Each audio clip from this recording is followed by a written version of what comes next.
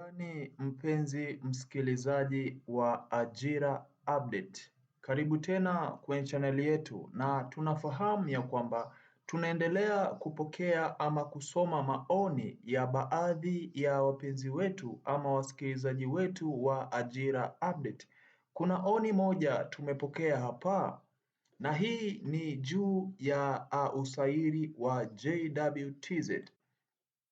Naomba tusome wote. Anaitwa Lones Stefano, anauliza ama kweli, anasema ama kweli wenye connection da, tunasubiri embe chini ya mnazi inauma da. Asante kaka kwa taarifa.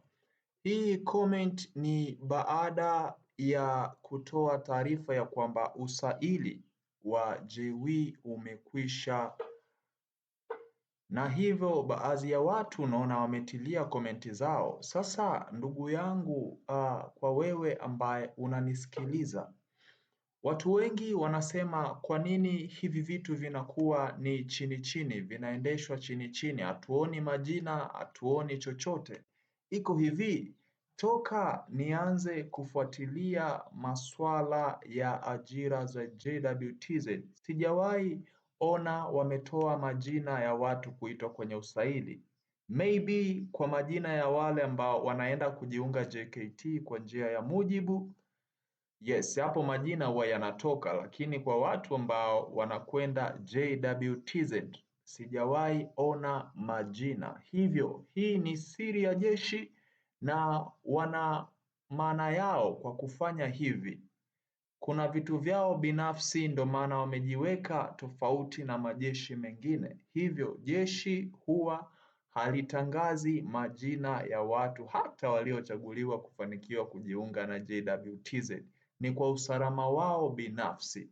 Kwa maana hiyo tusiwe wepesi sana kutoa hukumu kwamba kwa nini majina hayajatoka. Hapana, hiyo ni sheria ya jeshi. Hiyo ni system ambayo jeshi la JWTZ lishajiwekea. Kwa maana hiyo ukiona kimya, basi tusubiri embe chini ya mnazi, kama vile alivyosema ndugu yetu Loneliness.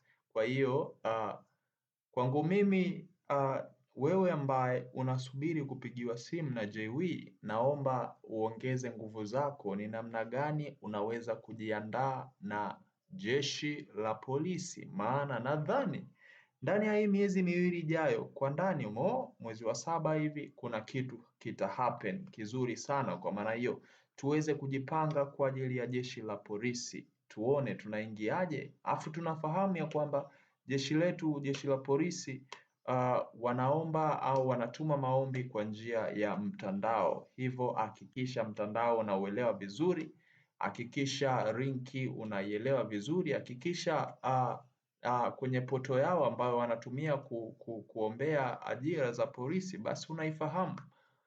Karibu tena kwenye chaneli yetu, na nitakuwa nawe mpaka siku ambayo tunatoboa maisha. Asante.